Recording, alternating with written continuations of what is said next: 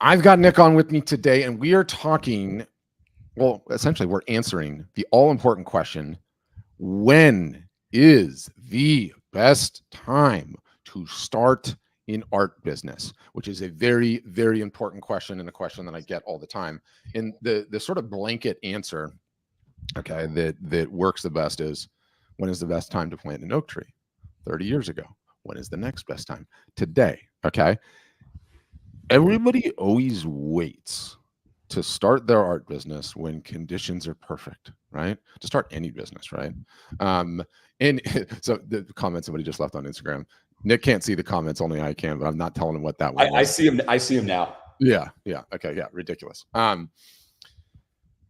Do not wait. Okay. If you are not embarrassed by your first version, you've launched too late. That is like the most epic comment of all time. And every single solitary one of us falls victim to the all just get started when. And it applies to like starting the business at a macro. It applies to trying the new marketing technique or tactic. It applies to signing up for that first in-person show or fair that you've always wanted to do, that you thought about doing. It applies to running any of the marketing initiatives that I'm constantly banging you guys over the head to run all the damn time, right? Like, you got to be shipping. You got to get going. You cannot sit on the sidelines. The timing will never be perfect. And once the days are gone, they're gone. They're not coming back. And I feel like, it's a constant mantra we have to bang the drum on, not just for our customers, but for all our followers, and hell, for ourselves. Yep. And you know what underpins the whole thing? Huh. I mean, having done this for as many years as we have, right? Yeah. And working with as many artists and photographers as we have, is the thing that underpins it is having the wrong expectations of how long it takes to build any business, right? Let alone an art business. Okay. Yeah. And you and I talk about this a lot, but like a lot of people are like, hey, you know what? I'll start this like the day I retire, or I'll start this the day I quit my job, or, I'll start this next year. And their perception, I believe most of the time, is like, oh yeah, when I start it that first month, I'm going to just, I'll probably earn like $5,000, in income and sales. And, by the end of the year, I'll earn $100,000 or $200,000. There's an expectation that building a business happens overnight. And it's one of the biggest misnomers that's out there that people don't understand, right? And I always like to say, in any industry, okay, because if you understand how entrepreneurship works and starting businesses, and you actually just do a little bit of research on it, you will find most people say, what, Pat? It's 5 to 10 years to build a substantial good business, right? Yep. Nobody wants to hear it, but we're going to tell it to you real and tell you the truth. And so what most people do is they start later. They get disappointed in themselves, in their first 6 months or their first year, because they're like, why am I not selling like this person? And it's like, yeah, that person started like 7 years ago. That person started 5 years ago. That person started 10 years ago. When they were at your state, they were doing just the same as you, trying to get their first followers or their first 1,000 followers, trying to get their first 100 or 200 or 300 emails, And so I think like when you bring it back to when is the best time to start an art business, it's like the way I think about it is, when is it the best time to start any business? It's like, you got to just get started. It doesn't matter what the timing is of anything at any time, whether it's the economy or it was COVID 3 years ago, 4 years ago, or anything. Like, if you know that this is what you're going to do, the best thing that you can do is get started, because it's going to take a while and you're going to need to build it block by block by block. You're going to have to make tons of mistakes. You're going to have to course correct. You're going to have things that go really well. You're going to have things that don't go well. So the only thing that you really can do is get started. And if you've already started, and you've got a website, but you really haven't put any effort into marketing and promoting your art business, you're basically just a startup. You haven't really done anything yet, because until you like actively promote your art for a couple years and your business, you haven't done anything yet. You're just sitting there with a website, right? Like, that's another misnomer as well, is that all I have to do is launch a website and fish are going to jump into my boat and people are going to find me on Google. And all I have to do is some SEO or buy some SEO, search engine optimization package. Yeah, don't get me started. Like, all of this is like all around that issue. So, if you know that this is what you're going to do, the best time to start an art business was yesterday. The next best time is today. And knowing that this is going to take years to build and having the right mindset about it. Yeah, it's so important. And Leslie throws in the comments, and I love this comment, Leslie. It's like small, consistent steps, make big changes over time. Put the work in daily, and over time, it will grow. Number one, I'm really impressed that you typed all of that on a phone. Okay. But yes, absolutely awesome. And Barbara's like, marketing kicks my butt. It kicks all of our butts. That's the whole point. It's supposed to kick your butt. It is supposed to be difficult. You're supposed to suffer. But if our macro message is like, just get started today, right? And what's so funny is I get like, some of you guys are customers, some of you are not. Some of you have been to my webinars. If you haven't been to my webinar, you should come to my webinar, okay? That I run 3 days a week, and link in the bio, and you can join it. But I get all these people that like come to my webinars, and they're like, I'll just get started when, and then they like take it like adversarial, right? Like meaning, well, I'm not going to sign up with you guys. You guys are too expensive, or this is not really what I need, or I want to go a different direction. And I'm like, look, the message has got nothing to do with us. Okay. If you don't get started, what's going to happen is you're going to blink, and your life is going to go forward 5 years. You're going to have the exact same desire that you have to have an art of photography business that you have right now, except nothing will have changed and the ball will not have moved forward at all. You have to get started. You have to start suffering through the things that you have to do to actually grow the business. And, the other profound thing, that's awesome, Denise. I'll tell Matt to give you some love. He's our resident Kiwi, by the way, really good dude. But what I see, you guys, which is like the cautionary tale for all of us on these webinars that I run, is that there's routinely people in their 40s, 50s, 60s, 70s, 80s, and 90s. Routinely people in their 90s that are coming on and asking advice on how to grow their art business. And like when you see that, Nick, the takeaway is, and I'm calling this my Hotel California line, you can check out anytime you like, but you can never leave. What does that mean? Like, you guys, whether it's God or whatever you believe in, are blessed, okay, with this creative gene and this creative desire to create, and then to get feedback on the work and to sell it and potentially have a business. And what I've learned talking to tens of thousands of artists and photographers over the years is it never goes away. Like, I'm a marketer, and do I like marketing? I love marketing. Okay. When it's my time to retire, do you think I'm going to be doing any more marketing? No. I'm hanging my boots up. I'm done. I'm going to start gardening or cooking if I ever get there, right? But you guys, it never stops. It never goes away. The reason these people keep showing up, Nick, 70s, 80s, 90s, is because they never fix the damn problem. The desire doesn't go away. So it's got nothing to do with us. You have to be honest with yourself and say, like, I am going to get started. I am going to start doing the damn marketing and building this business, and I'm going to start today. Yeah, it's all about like finding a way. It really depends on what your expectations are and what you want to do, but it's all about finding a way to earn income from your talent, right? Yeah. Yep. Like that's the 30,000 foot view abstraction for every artist. It's like, it's don't get over emotional about your subject matter, about a particular niche. It may or may not sell. But what matters behind that is that you are a talented individual. You have this gene, right? And you want to do it. And, and it's a viable business. It's a viable opportunity. I've always said this, for many years, Pat, we've talked about it. Like, artists are actually inventors. It's the same. It's no different than being an inventor of like a widget that you put on a sink, right? Artists are able to invent their own products. Okay. Like in a day. A photographer can go on a photo shoot. A painter can, paint a new painting with a new subject matter. And it's like instantly they've invented a new product that could emotionally resonate with an audience and could potentially sell, and that's what we've seen, for many, many years is like the biggest process for an artist is like, you got to start somewhere, right? So you start with what you have.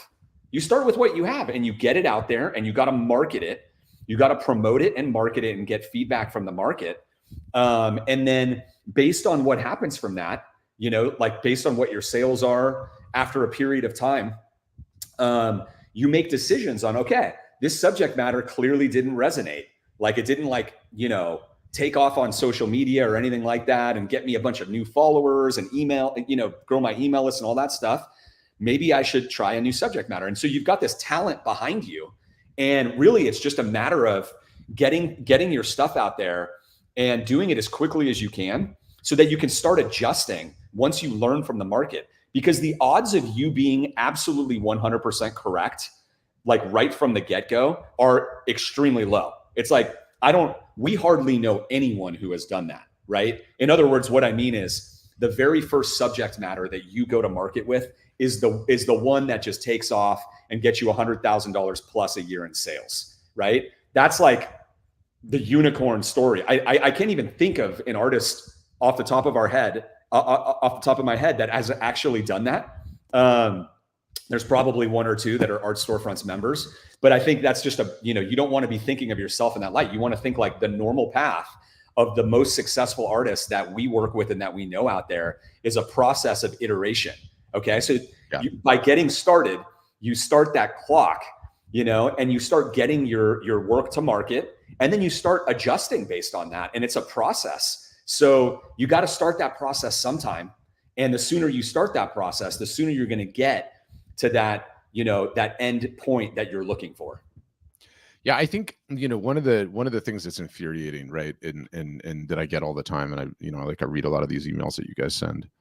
You subscribe to our list, we send some sort of an offer, and you reply. We look at those, right? And everyone's like, "Hey, I don't have any money to get started, and I don't have any money for marketing. I'm struggling," and I totally get that. Lots of people are struggling, especially right now. We got a weird bumpy economy, but can you just take some sort of a deal where, I'll give you my art, and when it sells, I'll pay you everything that I owe then, right? And in this notion that there's someone, whether it's us as a service or like one of these marketplaces or anything out there that exists that does that for you, there's not. Like the cancer is in typing that statement out in the first place and thinking that something like that exists. It just doesn't.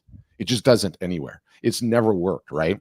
And what breaks my heart about that is that how many years of your life do you waste running around thinking that someone's going to sell the art for you, someone's going to market the art for you, and that you're going to have a career, you're going to make a ton of forward progress as a result of that. And it's just not the case. No one does that for you. Not even galleries do that for you, right? Like, you get into a gallery, it's just about where their retail location is and what their foot traffic comes in. They're not out there actively marketing you and trying to grow your following and trying to get get you buyers and collectors. Like there's no one that does that. Period. End of sentence. Until you've made enough noise where you are actually selling at like 30 or 40 or 50 or 60 or 70, 80,000, then some people will start approaching you. But it doesn't happen in the beginning. I think it's important to actually talk about why. Like, why is it that no one's out there? Like, we can just say like, hey, no one's out there who's going to do it for you. But let's talk about why for a second. Like, why, when people ask me or ask you, I've been in the art business for 25 years. You know what I mean? And like, you've been in it for what, 15, 20 now, practically. And I think, the main point to make is that the reason nobody worth their salt will do it for you is because we don't value our time at zero. You know what I mean? Like it's, you're asking, you're like, hey, I'll give you 50%. And you think it's a good deal. And it's like, my time's worth like many, like per hour is very, very high. Right. Mm-hmm. I'm not going to sit here and waste my time on an unproven product, even though you think it looks great, or I think it looks great. It doesn't really matter. Yeah. And that's why like artists who have, $100,000 in sales, that's like a whole different ballgame. It's like, hey, I've got a whole business here. I've validated my art. I've gotten it off the ground. Do you want to help me? Can somebody help me? Right? Totally different equation, because it's like, okay, you've got a proven product. It's like, it's no different than asking somebody like, hey, do you want to go work for my company? I have $0 in sales. Come work for me. Right? You're like, okay, well, what's my compensation? Who's going to do that? Oh, no, it's free. It's free. But everything we sell, you're going to get half of. So you have to understand how bad of an offer that is. And anybody, if you get anybody to do it, I doubt they're probably good at what they do, And so like, that's just, it doesn't mean that your work isn't good enough or anything like that. You just have to understand that like that offer in general is just not a good offer for anyone. And that's why it's so hard to find anybody who's going to do it, who's actually going to, benefit you, because they might spend a couple of hours on it and be like, I didn't get anywhere. I'm not spending any more time. And then you're back on your own. Right. And it's because you have to actually like, you have to sell your product. Like nobody's getting, like, let's just get that out there. Like Yes. we're not selling your product for you either. If you join our storefronts, like that's a misnomer, right? You have to sell your own product.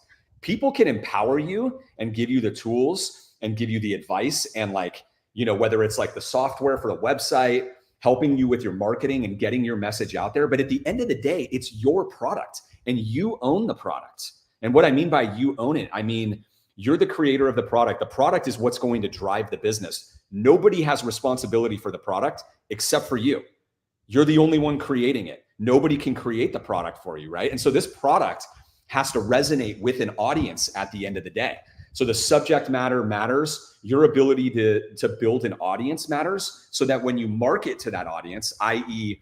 posting on social media, sending emails out, trying to drive sales through those types of channels, there's actually an audience there to receive those messages, right? And ultimately, at the end of the day, that's how you validate. There's only one way to validate whether your art is going to sell or not, right? You have to just try, and you have to get it out there, and you have to see what happens. So, at the end of the day, like, you're going to have to get your art out there and validate your product is a good way of thinking about it. And that work of doing that love, that passion, it's going to have to come from you, because you're either going to have to pay somebody to do it for you. It's got to come from you. Especially it has to come from you. It has to come from you, because also that connection of like, of how art is sold, right? We always say it's like 50% an emotional connection with the subject matter and 50% the connection with you, the artist, right? Yeah. So that makes up the whole thing. It's like, otherwise, just go throw your art up on Fine Art America, and when somebody types beaches, and every beach in the world that people have, millions of people have uploaded are on there, and you have a price war. You know what I mean? You're gonna be selling your art. You're a commodity. Price. Yeah, you're a commodity. You're a commodity. Yeah. You're an absolute utter commodity on a marketplace website, right? And that's what people also don't understand. But when you're marketing directly and you're behind it, you can charge way more, because this is all about, like, now you're in it. The reason they're buying it is actually partially because of you. And I have 4 originals in my office that are sitting around my desk right here. And it's like, it's all from one artist. And I always say this, because I think it's a really important point for everybody to hear, is that the artwork that I have, it's like portraits of some famous people. Okay. Each one. This artist is not the best artist in the world, the best portrait painter in any way whatsoever. He's really good, but he's not the best portrait painter at all. I could do a Google search in a second and find better portrait painters. But you know what? He's good. He's good enough. And I really like him. Yep. I connect with him for some reason. Like the person, his vibe, the way he lives, and how do I know? Like, how do I connect with him? It's because of the way that he just kind of markets himself on social media and exposes, every once in a while he's got his dog, it's just his, he travels here, he travels there. It's like, there's just a different thing that's going on with it. And I want his art, and it's really interesting to talk about that as a buyer of like original paintings, like why you actually do that. And so you have to do this, and you have to get out there. And this is ultimately the way that you're going to find collectors and get people buying from you, and validating your product in a way that you end up with a business that can scale. Yeah. Do you know what I think is utterly, totally, and completely unfair? When a call from somebody, and this is a piece of advice that really helped me, so I hope it helps you. Do not wait around for the phone to ring for someone to make your dreams happen. You have to do something literally every single day to push your dreams forward. No one is thinking about what you want to do, or how you want to do it, or what the mark in the world that you want to make is. That's up to you. So you have to actually do something to make it happen. And you can do it. And you're going to do it today. You know what's unfair is when actresses do social media updates, because it's just so good, and it's so clean. And I grab that video, and it's like, we have this tendency to think that, like, somehow as artists and photographers, the rules are different for us. They're not different. They're not different. Like, exactly what she said, utter, total, and complete truth. No one's going to do it for you. no one's going to do it for you. No one's going to do it for you. You got to get something going on, right? You did an interview, like one other thing real quick on this. You did an interview with Meg Knappenberger, a painter on our platform that sold over $1 million, right? At Art Storefronts. Yep. And if you guys haven't seen it, where can they see it? On our YouTube channel, or where's the best way to see it? Yeah, it's on YouTube. It's on our blog. It's in our podcast feed, any and all of the above. But she essentially echoed the exact same thing that Reese Witherspoon just said. And the way that Meg said it is, I think you asked her, like, what's the number one message that you want to get to every artist that's out there? And her response was, nobody's coming. Nobody's coming to like buy your art from you. Yep. Nobody's coming to like put you on a magazine. No interior designers they're not coming. Like, you have to go get them. And Meg is on the cover of magazines, like women's magazines, like multiple magazines. Like, she's been selected for like painting like the Kansas City Chiefs, like championship win, right? Super Bowl wins, and like just different things like that. And everybody's just, their first reaction when they see all this stuff, they see her on the magazine, they see this in her social media, they're like, oh, she got lucky, some benefactor did this or that.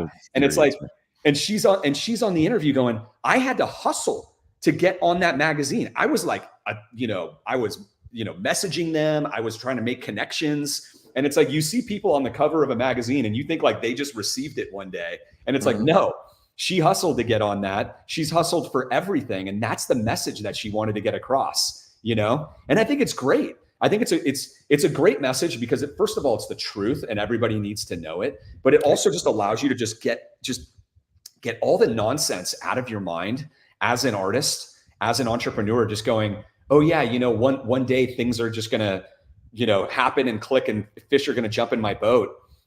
You get that out of your mind and you're like, you know what? I'm gonna have to make it happen, And it's so obvious when you think about it because when you do when you're marketing out there and you see people reacting to what you're doing, even if it's a small number, it's like you actually like put something out in the world and like, influence some people's psychology a little bit that day.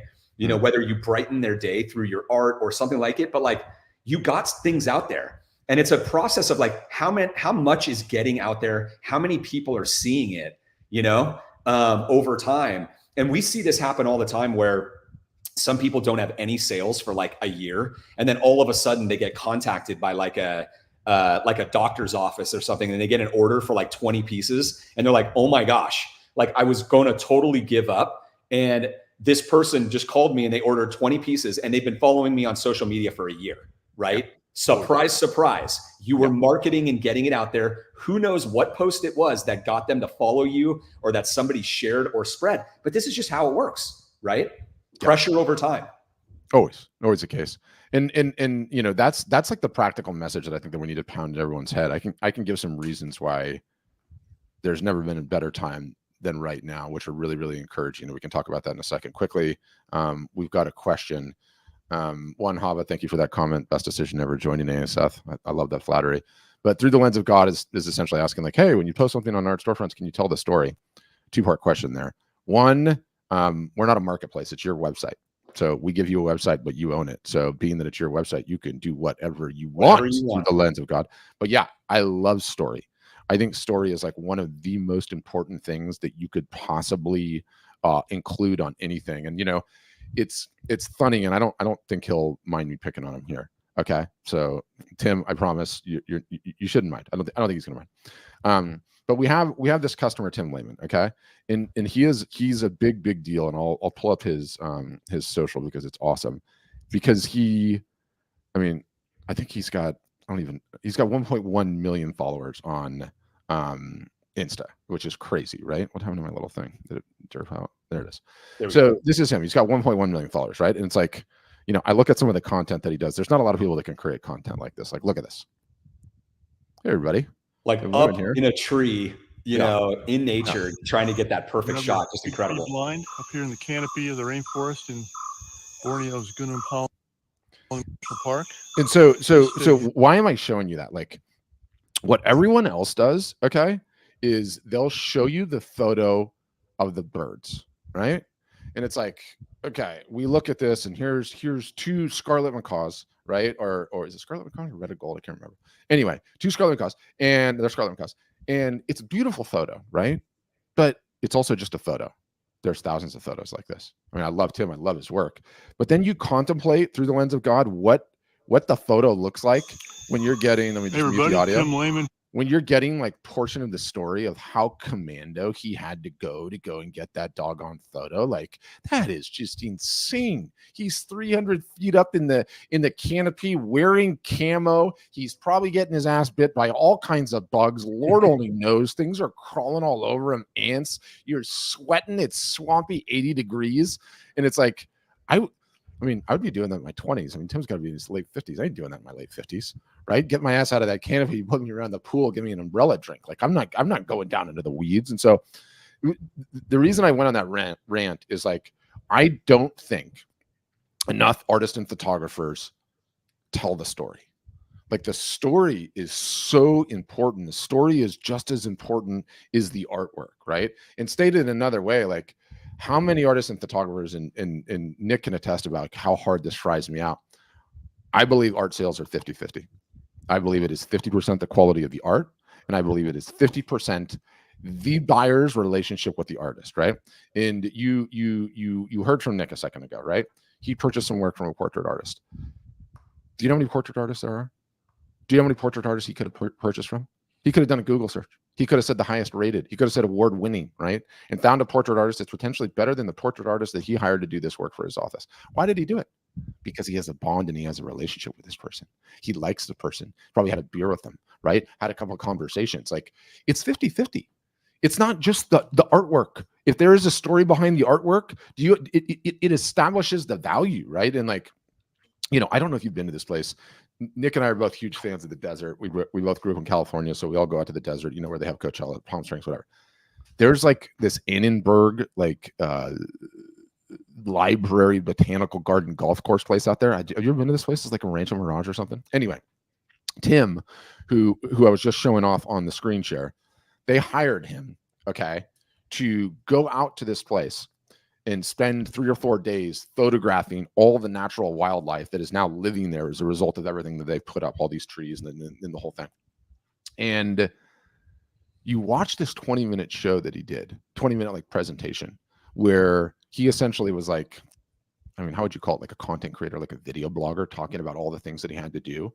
And he's like, he's driving the golf cart out, okay, because he's like watching this bird. He goes, what I know about birds is if they pick one particular tree first thing in the morning to scan the horizon and figure out where their prey is going to be, they'll often come back. So I got in the golf cart at 4:30 in the morning, okay, because I had to get to a place that was low enough that I was under the sprinklers that was going on the golf course. And he shows himself like waddling up to this spot, right? And then he's talking about how he was waiting. He had to wait an hour, and then the bird came back again, and then crack, got the 15 shots. It's like amazing. I'll be honest with you, Tim. I didn't have a damn desire in the history of God's green earth to buy that photo before this story. But let me tell you, now I'm thinking about it. Yes. Now I'm thinking about it. Like the story is just as important, okay, as the work itself. The artist is just as important as the work itself. No one ever talks about that, do they? Right? Like, yeah. Anyway, I got fired up. Yeah. So I mean, like I'm a huge fan of Tim, right? Mm-hmm. And I'm a fan not because I care about. I have some sort of like major liking of birds, you know, or any of the pictures of the birds. It's all him and the way that he goes about his process, like the video you showed, because you think about it. If I have a Tim Lehman print in my house, right, of those scarlet macaws, right? Yeah. Like without the story, it's like, you know, we have some friends over and they're like, oh, nice parrots, nice macaws, right? Like it's just like, that's all it is. And then if that's all the story is, then it's just like, oh, thank you, right? But actually the reality is this, like if somebody says that, I'm going, oh, no. You don't even understand. The guy who took this picture, this guy was there for 8 hours. He's at the top of a tree. It's the most unbelievable thing you've ever seen. And I'm like selling it, you know, I'm talking about it because that's the part that is like really resonated with me. And it's why I actually have the print. I have the print because it reminds me of that effort, you know, and that story behind it, as opposed to just being a pretty picture. That's the key difference. There's value behind it. There's way more value behind it. There's way more reason for me to pay, you know, an extra $100, $200 for it, you know, that because anybody can take pictures of birds, right? This is a whole different deal. Yeah, so much more. And no one talks about that portion of it enough, right? Like, you know, if you start just incorporating some of this, okay, into what you're doing, everything will change, okay? Every single solitary thing will change in your business. And what do photographers love to do? Hide behind the lens. What do artists love to do? Hide behind the canvas. And I'm telling you, you have to stop that. You have to stop that, okay? You have to start putting a little bit of who you are, what you do on the table, right? And, you know, I've harassed Tim about this, okay, ad nauseum over the years, right? And, you know, now the fact that he's doing those things in the blinds and, you know, talking about like the setup and everything else, the story is just, man, it is so powerful. It is just so powerful, right? Yeah. And like when we say you don't like, or when we say like you have to do this, when you hear Patrick talking about you have to do this, like you don't have to do it, but it really works, you know, and your sales will reflect, you know, what you're actually doing. Okay. So you don't have to do it, but just understand, you know, the way that art sells and how powerful this can be. And just take your first steps, you know. You just take your first steps. Like the first time we were doing videos on social media, it was like what, 4 or 5 years ago that we started even doing them, and it was uncomfortable for us. You guys might think like it was, you know, natural for us to like do this, right? It's only because we've been doing it for 4 or 5 years now, and we don't even care. We just go, you know, we'll go live and there's nothing natural or enjoyable about it in the slightest. I still detest it. Okay. If this wasn't my job and I wasn't contrarian, you would never know what I look like. You know, somebody left a comment like, what if you don't like being seen? I'm not saying you have to become a Kardashian. Okay. You don't have to get out of bed in the morning and have somebody filming you all day long and go and get plastic surgery. Well, you got to just give us a little window. Who you are, what you do, what makes you interesting, what makes you tick. You start doing that, everything fundamentally changes. Let me ask you, do you want to be seen and heard? Like, do you really want to? I definitely don't. No. You know, but I'm the CEO of the company at Art, you know, at Art Storefronts, and it's probably good for me to be out here a little bit and talking, you know, connecting with you guys. Like, I have 2 small children that I need to feed. Okay. This is not charity work on my behalf. I have a job, and there is a reason that I'm doing this is because it's effective. Yeah. Like, and what's so wrong with all saying you guys that are on this right now, like, are you connecting with us at all? Are you understanding the way that we think and all of that? It's going to be the same for you. It's going to be the exact same for you. 100%. And, you know, it's funny, right? Because we've been at this. Some of you guys are customers. Some of you guys just found out about us today. So we've been at this. I think this is year number 10. Is this our 10th year? I think it's our 10th year. And we've had this huge evolution, right? And last year, we don't talk about this a whole bunch, but last year we launched this service called Copilot, okay, that we call Copilot. And what Copilot does is it does a portion of the marketing automatically for our customers, right? And the idea is because we have their website, okay, because we have control of their Instagram account, because we have control of their Facebook account, because we have control of their email list, we're able to send emails on their behalf. We're able to post to Instagram on their behalf. We're able to post to Facebook on their behalf. And then we're able to control the mechanisms of their website, i.e. run a sale, set up a discount coupon, run the sale, have the announcement bar on the site, all of these things, right? And it's been awesome. It's been like part of the journey. And the journey is essentially to try and take more of the mundane, everyday marketing off your plate. Right. So you don't have to do that portion of it anymore. We can handle that sales function, kind of like what a gallery would do for you. But the danger that I found in this, like the whole thing by design is to take away the stuff that we can do for them, not so they don't have to do any marketing at all, but instead to free up time that they can do the marketing that matters. Talking about what kind of person they are. telling the stories. If you're Tim Lehman taking a selfie stick in the camera up into a bird blind, right? Like explaining who you are, what makes you interesting, what makes you tick as a human being. Are you a dog person? Are you a cat person? Do you like drinking? Are you a teetotaler? Coffee, tea, no caffeine at all? Do you do meditation? Do you paddle kayaks? Do you like golf? What do you do? There's something that you do that a whole bunch of people in this world also do that they would find really interesting to know about you. Now your job is to go and just give us a little window into that world, right? Give us a little window into that world. If more of you did this more often, everything would change. Everything would change. Yeah, and I think like the key thing in there too is just that there's a lot of things that you need to do as an artist, right? And when you're talking about like, from a marketing standpoint, like getting out there and all of that. Yeah. And there are things that you could hire an assistant for, right? You can delegate. There are delegatable things. Like you need to be like promoting your products, like your art. That's, we call like, we'll refer to it as product, right? But you need to be promoting your art on social media regularly. And that's different from you doing a selfie video, on like, talking about your art, and doing things that are more personal. Okay. Now the personal stuff is the stuff that only you can do. And it's really, really valuable.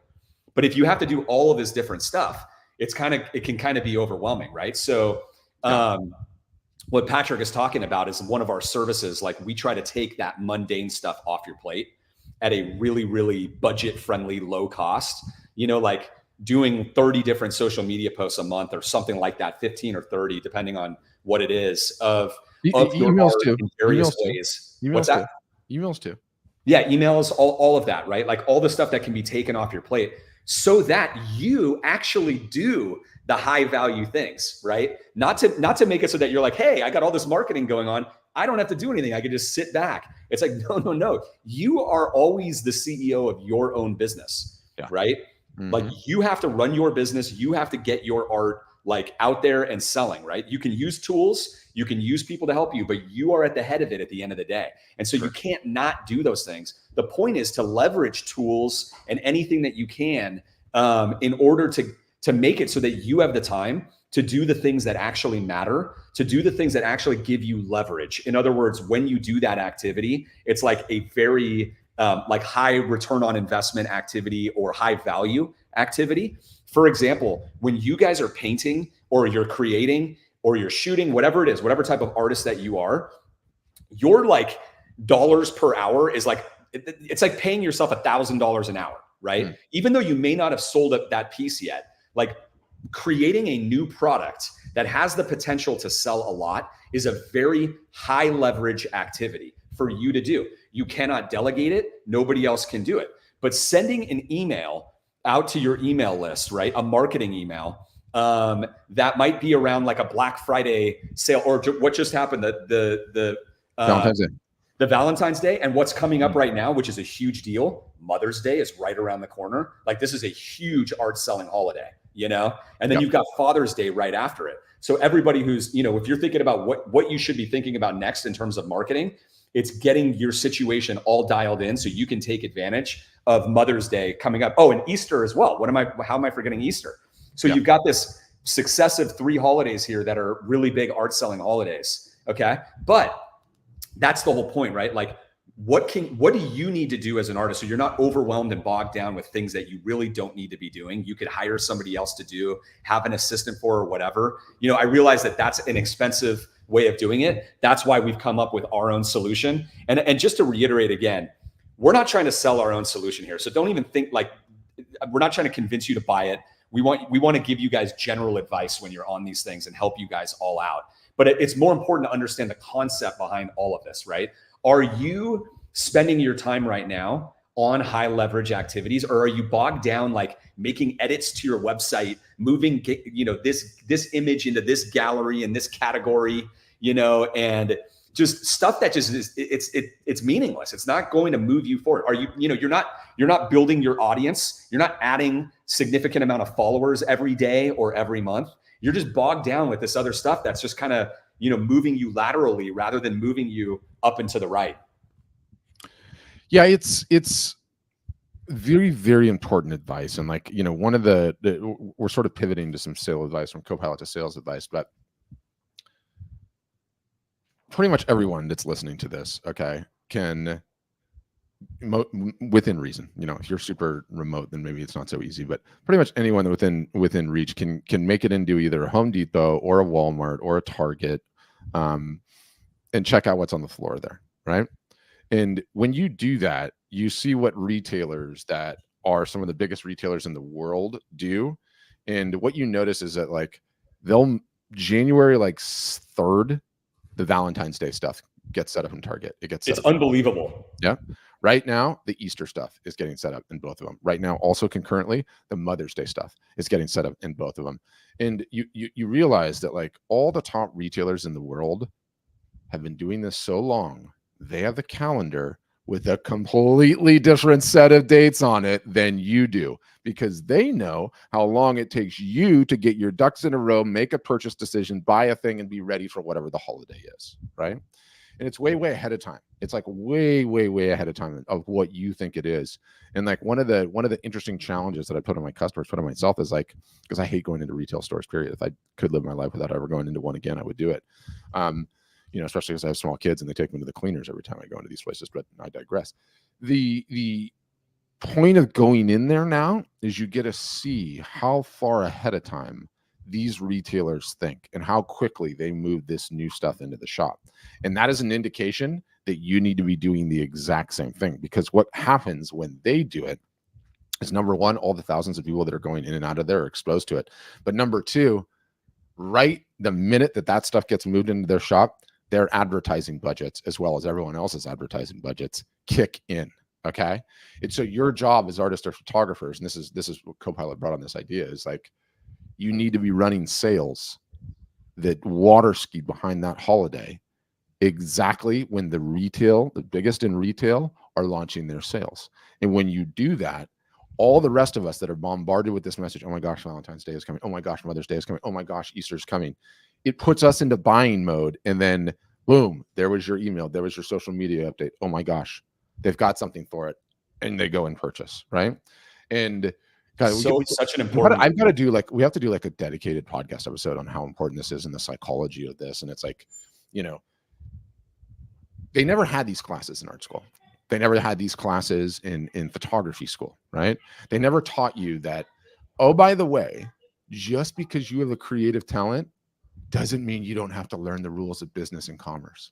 If you want to be a business, you have to act like a business. The beautiful thing about that is there is lots of case history to study. A lot of it, right? And all we have to do is hitch our wagon to what's worked for centuries and centuries and centuries, and it works. It's why the sales process, i.e. running sales, is so important for artists and photographers. And oh, by the way, do you know who does sales, Nick? Give me an example of an artist and a photographer, two of the biggest currently selling in the United States, that both run sales. Gray Malin, okay, photographer, one of the biggest, out there. And on the other side is Weiland, right? Yeah. Weiland, who is, by the way, like permanently 50% off. Yeah, I know. Okay. Sells his work for way higher than probably everyone listening. Okay. Oh, yeah. Whether they're originals or prints. Okay. And has galleries. I don't know. He's got over a dozen galleries in the most expensive zip codes. Some of the most expensive zip codes in the world. I think he has 9 because I looked. Okay. He's got 9. And we're talking about like Laguna Beach, California, multiple in Hawaii, Florida, in high value locations. Okay. He's got 9. He's got 5 in Hawaii alone. Yeah. But anyway, the point is that like those two artists doing what? 15, 20 million, 30, 40, 50. They don't publish their numbers, but the back channel chatter in the industry, is the one has a 50 million and one is like a $20 million a year business. That's right. And those guys are running sales all the time. But here you, little artist, are saying, I'm a fine artist. I would never do something like that. It would cheapen my brand. Who told you that? Oh, my friend Bill. And what has Bill done? Absolutely nothing in his life ever, except criticize people that do anything. Do not listen to that nonsense. Okay. You have two artists that are, where's his book? I've got his book. There's nothing better than another artist who doesn't know anything and hasn't built a big business trying to tell you what to do. Yeah. And do you know what really, really successful people do when they get to those levels? They write books telling you how not to be one of these. Okay. I love this guy. Weiland is the whale guy, right? I love this guy. What does he do? He's like, hey, I'm making a ton of money selling art. Do you know what I can do? Make sure you don't make all the stupid mistakes that I made my entire career. There it is, right? You know, the other one that everyone likes to talk about, who, for all I know, if he hasn't beat Weiland, maybe he will beat Weiland. I'm pulling him up. What is his name? I hack his last name. I don't know how to pronounce his last name. Is he French? I know he's French, but this guy, okay? So he's got 631,000, Mark Maggiore. Incredible. By the way, you look at his profile, completely blowing it, right? By the way, because he signed up for Threads and he hasn't taken it off, which is the dumbest. This is the most important. Okay, I have to go on the side tangent, and I'm sorry, you guys are all going to have to deal with this for a second because it's important to me. We do not chase shiny objects, okay? Everyone thought when Elon Musk bought Twitter that Facebook was going to magically be able to make a Twitter clone and everyone was going to go and use it, right? And so they told everyone with an Instagram profile, hey, go sign up for Threads. Now, on this guy's profile, one of the best-selling artists in the United States, he has a stupid link on his most important platform to Threads where nothing is going on, to a ghost town. Do not do this. Remove this. What are you doing? Anyway, this guy is one of the greatest selling artists in the United States right now, too. Up and comer. Detail is insane. Southwest, niche. What were we talking about earlier, Nick? We were talking about on your profile, it just can't be about you over and over and over again. And what do I see on this guy's profile? Yeah, there's his art, but every other third or fourth or fifth image, he's talking to the camera himself, right? He's going, what's up, guys? Here I am, right? And it's really easy to connect in like a couple of minutes on the profile. Yeah, in a couple of minutes. And someone was asking me to like link the profiles. Like these are household names, so you just search them and they'll come up right away. Like there's Weiland, right? Weiland's only got 30,000 followers. And this is the other funny thing, right? Mark Maggiore or Maggiore, however you say it, 631,000 followers. Weiland, 30,000 followers. Weiland, 7 galleries. Weiland, $40 million a year business, right? Like cooking with gas. So the number of social media followers you have, by the way, you don't see any threads on Weiland. Good on you, Weiland. Don't chase some shiny objects, right? But yeah, it's just absolutely amazing. Like I would love to get like a bunch of these people, and I don't mean to do it to gloat, but a bunch of these people that give you guys these BS rumors. You don't need a range of pricing. You should never sell merch. You can never run sales. It cheapens your brand. I want to get an entire room of them and have like a battle where I got to just screen share. Show me the person that is following your bullshit advice and actually growing a business of any substance whatsoever. You can't, because what you were talking about is nonsense. Stop it. Right? It infuriates me. And it doesn't mean that you have to, like, there's ways to, if you're really against like discounting your work, we're just making a point because it's just true. Like, and still some people listening, they're like, I don't want to discount my work. It's like, it's just true. So like, that's okay. You can make that call. It's no different than like, I don't want to go and be on video at all. I want to hide behind the screen. Like we were talking about earlier, it's like, that's okay. You don't have to do any of these things. Right. But all we can do is be objective as a platform for artists and photographers. Over 10,000 people at art storefronts. It's probably like 11,000 or 12,000 now. I've been saying 13. Pretty sure it's over 13. Okay. The number goes up quite a bit each month. So like that's where we're at. But with this, with that big of an audience, right? Like we're able to see all of the data and understand what's actually working and what's not. So when somebody says, I'm not gonna offer a discount on my art or I'm not going to do this, I'm not going to be on video, we actually just get to see the results. Okay, let's see how that goes, right? And it's like, it's up to you. Ultimately, you're running your business. Your success is going to be 100% in your hands, but based on your decisions that you make, right? All we can do is give you the best advice of what we know. You don't have to like the advice, you don't have to like the advice. Sometimes I don't like advice given to me. It hurts sometimes, right? But you're better off knowing what it is. You're better off. Okay. And by the way, the worst advice is advice. Yeah. And going back to what what started this whole thread, if you will, this conversation was going back to, the way that the retailers change like their marketing within their stores, right? Like January 3rd, you walk in there and everything is Valentine's Day and now everything's Easter. Okay. And if you start paying attention to this and understanding like this is the way that marketing works for consumers all year round, this is essentially what we want all of our artists doing, right? And in our art marketing calendar, which is a 365 day a year, exactly what to do for marketing all year long. Okay. This is essentially what we want our artists doing and what we're coaching on. Because if it ain't broke, don't fix it. These holidays, many of these holidays, I believe have just been invented for economic purposes. 100%. Like Valentine's, you start researching, like, where did this come from? Where did Halloween come from? Like, why is this such a big deal? And do you guys notice what happens around all these holidays? We're all going out spending more money than we've ever spent. All of us, oh gosh, it's Valentine's Day. Where did this come from? Right? I got to take my wife out to a really nice dinner, and I got to buy flowers, and I'm going to buy some candy, and I'm going to buy, do this and that. And it's like, it's awesome and it's fun, but they get us to spend a lot of money. Right. And these are going on all year long. It is honestly genius when you think about it, to keep an economy rolling and to keep people spending and constantly thinking about spending. They do a really good job at it. Having said that, guys, you as business owners need to understand that this is exactly what's going on. And your job is to water ski behind it. Okay. If I go to the local supermarket right now, I'm going to start seeing Easter stuff immediately. Like right now, it's going to be in there. You guys will all start noticing it at Target, Walmart. Like, just look around. It's going to be right there. You've usually kind of tuned it out and ignored it. You're like, wait, that's like not for a couple of weeks. I don't need to be thinking about this. But now you want to start thinking about it and going, wow, that's really interesting that they're starting to market it. And this is the reason why when it comes to like Mother's Day or like Valentine's Day that just happened, we have our artists marketing this like second week of January, Pat. Isn't that right? It's like first or second week of January. We're doing the same thing because you want to start planting the seeds, like, gifts for him, gifts for her. And that's exactly what these businesses are doing.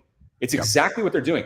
They are getting you. You're going in there and you're shopping and you're getting your, you're getting your fruits and vegetables or your clothes, whatever you're buying at any specific store. But they are planting a seed in your head. Hey, we've got stuff for Valentine's Day here.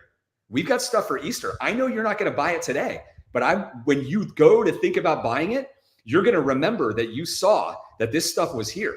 And so it's the same thing, as a business owner, you're planting seeds like, hey, I know Valentine's Day is coming, but like, I'm going to start planting seeds that I've got products that you might want to buy your significant other for this holiday. And understanding that and not fighting against it, but going with it is a very, very powerful thing. It is. And we play the long game, you guys. We do. We play the long game. It's not about what you're going to do this year. It's about what you're going to do at the end of the year, but it's not about what you're going to do this year or next year or the year after that. It's what's going to happen year 5, year 7, year 12, year 15, year 20. When you play the long game, everything changes. Absolutely everything changes, right? So it's easy to say. We've got a question about the podcast, by the way. You and I, this is not our podcast, but would we even think about putting the audio on this on a podcast? I guess that's something that we'll have to decide. But for those of you who aren't familiar with our podcast, it's called the Art Marketing Podcast, and you can get it basically everywhere. Like hold on. Wait for the screen share. Okay.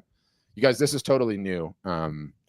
They just allowed, like in the last month or so, they just allowed the streaming to Instagram and screen sharing, something you were never able to do before. So everyone's trying to figure it out. But I want to pull this thing. This is great. So you could just pull it up right here. Yeah. And show how. By the way, okay. I don't mean to toot my own horn. Why I toot my own horn? Where are you searching right now? Are you on? This is on Apple Podcasts. It's on Apple Podcasts. Okay. We're over 500,000 downloads. Awesome. By the way, that puts us in the top 1% of podcasts. in the entire world. It's cool. We're bragging rights. I'll take them. Very cool. Very anyway, cool. There it is.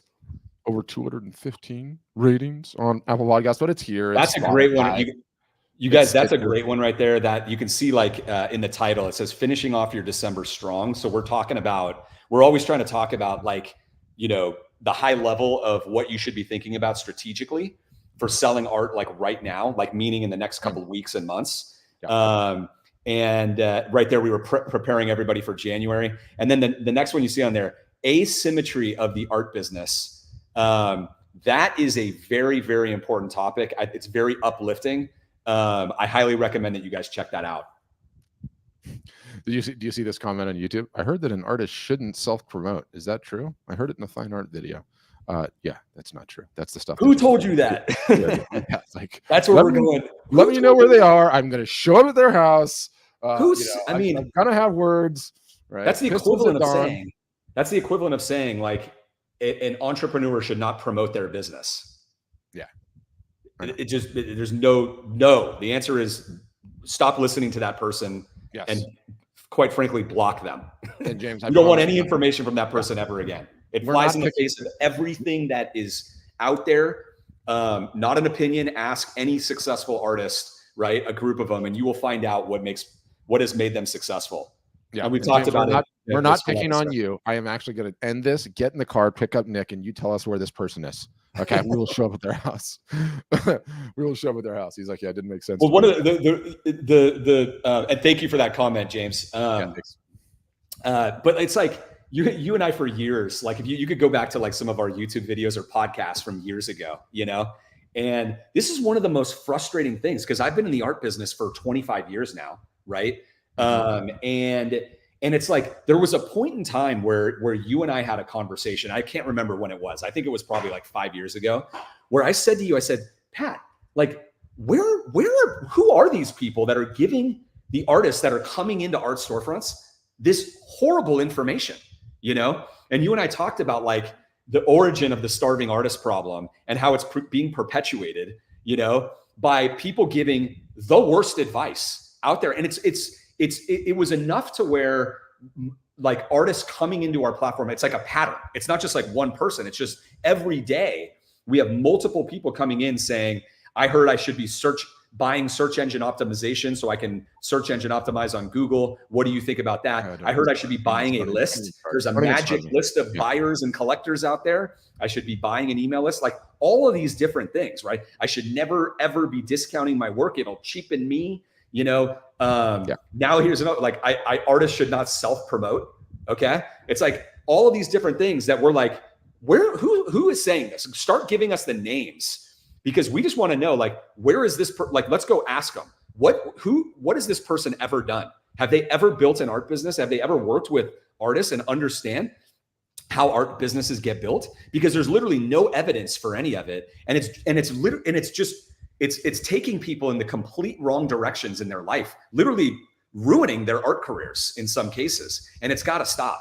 Yeah, it's got to stop. We got to end it there. Instagram cuts off at an hour. So the Instagram ended, I just realized 4 minutes ago. So that's done. For those of you that are left on Facebook and YouTube and X, I hope you got some value out of that. We're really enjoying it. I want to, you know, going forward, I think we have this like internal company concept, like show, don't tell, right? Like don't be explaining professorially via text on what the thing is. Like do the damn screen share.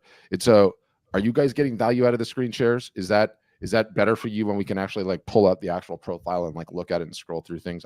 I hope so, because I feel like I want to do more of that. And I do feel like, you know, it's always a good time to do a live. If you're not prepared, but you have something to say, go live.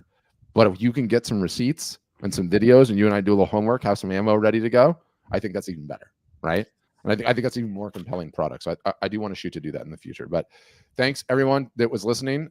Fantastic session. Nick, thanks for giving us the time, and I hope everyone has a wonderful day. And when is the best time to start an art business? 35 years ago. Next best time? Today. Today. Right. Thank you, everyone.